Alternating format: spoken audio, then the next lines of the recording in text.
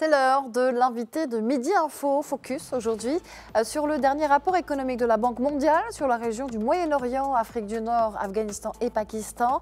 Il a été présenté hier à Rabat et il révèle une amélioration des perspectives économiques de la région avec une croissance moyenne qui devrait atteindre 2,8% en 2025 et 3,3% en 2026. Il est toutefois aussi question de certains risques qui persistent dans la région.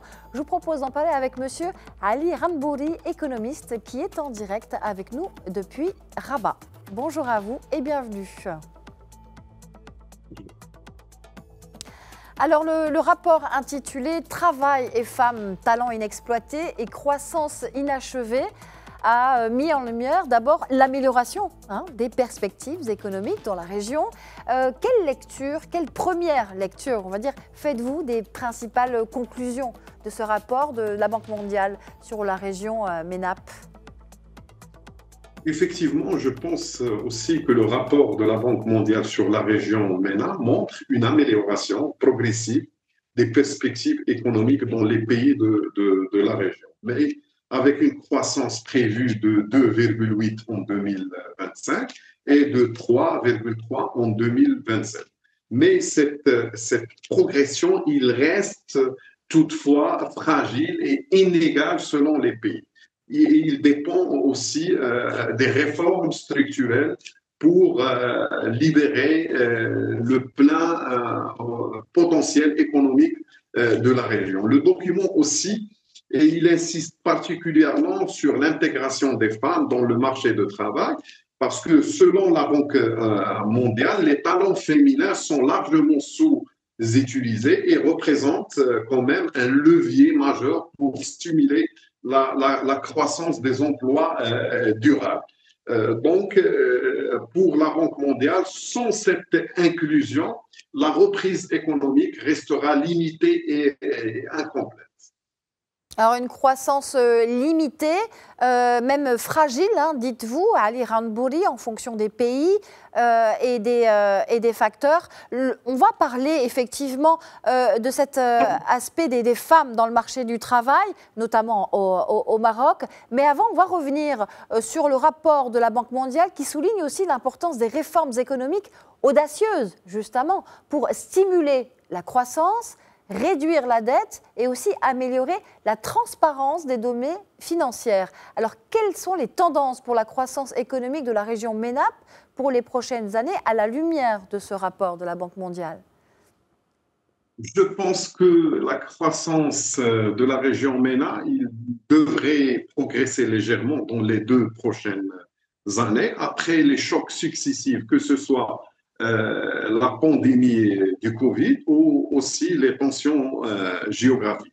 Cette trajectoire, je pense qu'il reste modéré par rapport à la moyenne mondiale et il ne permet pas encore d'absorber le chômage élevé, en particulier chez les jeunes et les femmes. Je pense que la Banque mondiale a souligné que cette projection, il repose sur la mise en œuvre des réformes structurelles et audacieuses, la diversification aussi économique et la réduction de la dette publique, chose qui est très importante, et aussi l'intégration des femmes dans l'économie. Et également, je pense également que c'est un facteur clé pour accélérer la dynamique et rendre la croissance plus inclusif dans la région. Donc, je pense que c'est la formule la plus adéquate pour stimuler la croissance et rebondir au niveau de la croissance économique. Alors, Ali Ranbouri, vous dites et vous répétez que l'intégration des femmes dans le marché du travail est un facteur clé pour une croissance pleine et entière. Le rapport révèle que les talents des femmes sont inexploités et qu'on aboutit ainsi à une croissance inachevée. On parle d'obstacles structurels dans cette région MENAP.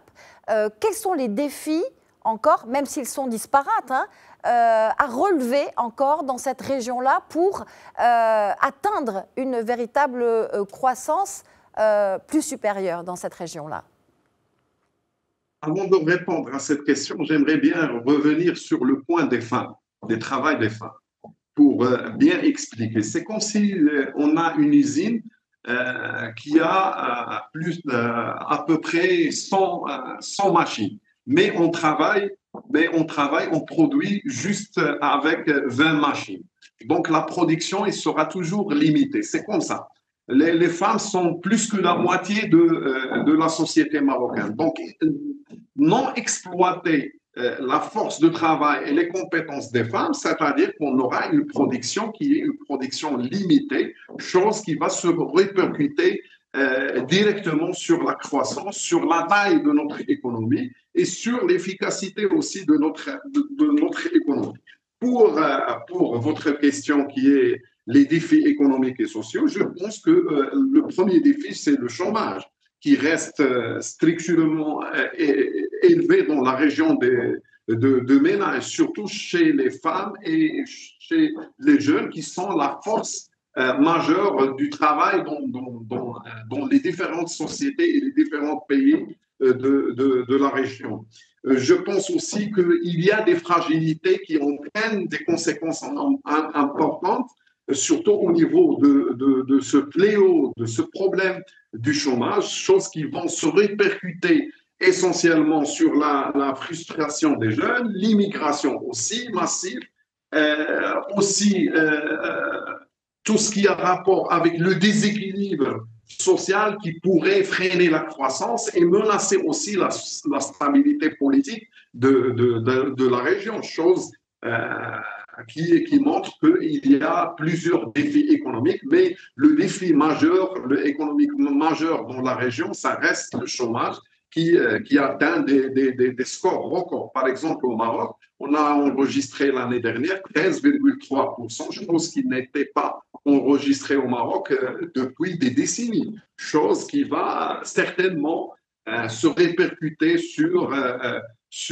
tout ce qui a rapport avec l'équilibre social, chose qui va entraîner des protestations, qui va aussi pousser le climat social ou la stabilité sociale des pays. Donc, on est devant un défi qui est un défi majeur et structurel dans la région, qui est le chômage. On va continuer de parler du Maroc, justement, puisque vous avez évoqué le royaume et le défi structurel du chômage. Un peu plus tôt dans le journal, nous avons entendu la ministre marocaine de l'économie et des finances, Nadia Fettah, parler d'un Maroc émergent avec ce nouvel élan pour les programmes de développement territoriaux intégrés sous l'impulsion royale. Comment le Maroc, justement, peut-il tirer son épingle du jeu au regard de ce que décrit le rapport de la Banque mondiale aujourd'hui?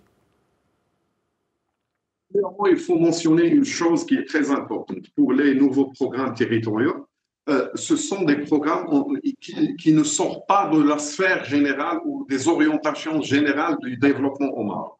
Il n'y a pas une rupture avec le nouveau modèle de développement ou le cadre stratégique de développement. Ce sont des programmes pour essayer de régler les problèmes qui ont né à cause de la mise en œuvre de notre programme ou notre orientation de développement, c'est-à-dire la mise en œuvre du nouveau modèle de développement. C'est-à-dire aujourd'hui, on ne va pas cesser de travailler au niveau stratégique du développement, avec le but stratégique, c'est de se transformer en un pays émergent, mais aujourd'hui, on est devant des programmes qui ont un pouvoir ou une tendance correctionnelle des aléas du développement ici au Maroc, c'est-à-dire la disparité territoriale et aussi la disparité sociale.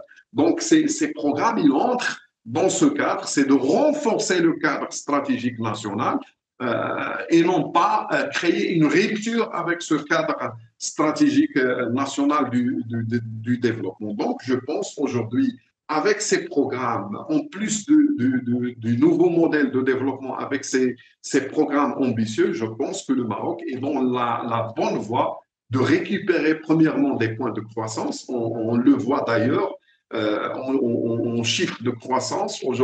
Cette année, on est à plus de 4%, chose qui va se répercuter premièrement sur l'emploi et aussi sur notre PIB. Alors, au Maroc, toujours, hein, la ministre a déclaré aussi que chaque région, adaptée à sa réalité, et vous parliez de disparité territoriale à l'instant, doit profiter de cette croissance.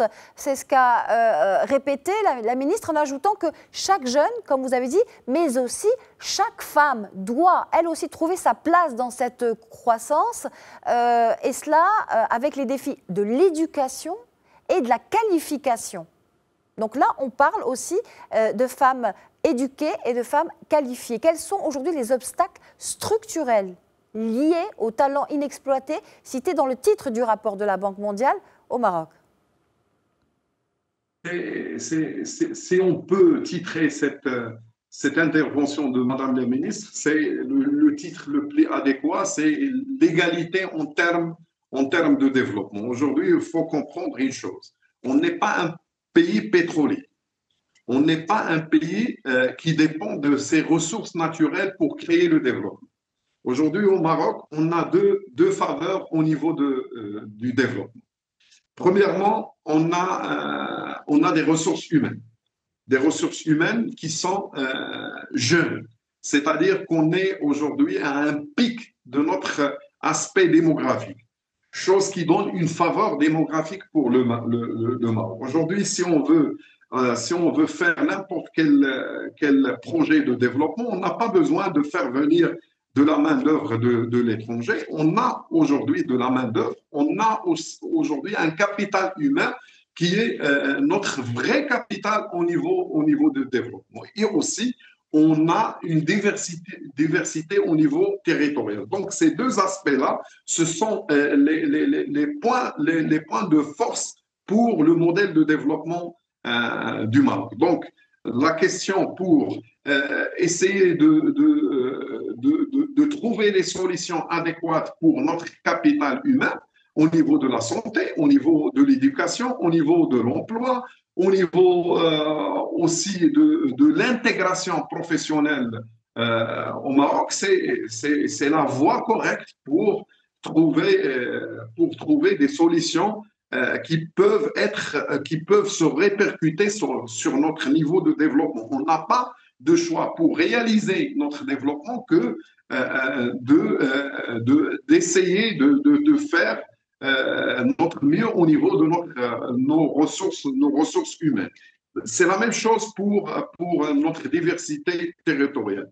Aujourd'hui, il n'est plus acceptable que notre richesse ou notre PIB soit créé dans 60% du PIB, il est créé dans 3 régions. C'est un axe de Tanger à Casablanca. Donc, on doit sortir de cette sphère, on doit aussi réhabiliter nos aspects de développement, surtout au niveau territorial et aussi au niveau de notre capital humain. Donc, on n'a pas de choix.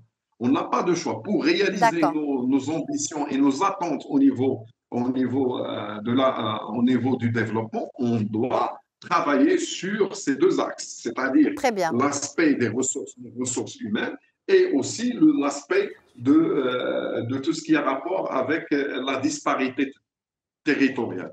Notre capital humain est formé essentiellement des jeunes et des femmes. Donc, c'est logique qu'aujourd'hui, l'inclusion des femmes et des jeunes soit la priorité pour tout modèle et pour toute orientation pour le développement. Ali Ranbouri, le Maroc, comme la région MENAP, est confronté à une grave pénurie d'eau qui menace les vies humaines et les moyens aussi de subsistance. Quelles sont les recommandations de la Banque mondiale pour améliorer la gestion de l'eau au Maroc et dans la région? La Banque mondiale, il recommande une gestion intégrée de l'eau, combinant la gouvernance, premièrement la gouvernance efficace, la tarification progressive, les investissements stratégiques et la promotion de l'agriculture durable. C'est la formule de la Banque mondiale. Cela, il peut aussi inclure la réhabilitation des réseaux, le dessalement durable, la réutilisation des eaux usées et l'irrigation goutte à goutte. Donc, je pense que c'est la formule adéquate pour sortir de ce problème majeur pour le Maroc, qui est le stress hydrique. Il faut savoir que le Maroc aujourd'hui, il est classé dans une zone rouge au niveau des changements climatiques, chose qui se reflète directement sur notre situation hydrique qui Merci est aujourd'hui infiniment. dans une situation de stress. Merci infiniment, Ali Ranbouri, d'avoir répondu à toutes nos questions. Je rappelle que vous êtes économiste et que vous étiez en direct avec nous dans Midi Info depuis Rabat. Merci à vous.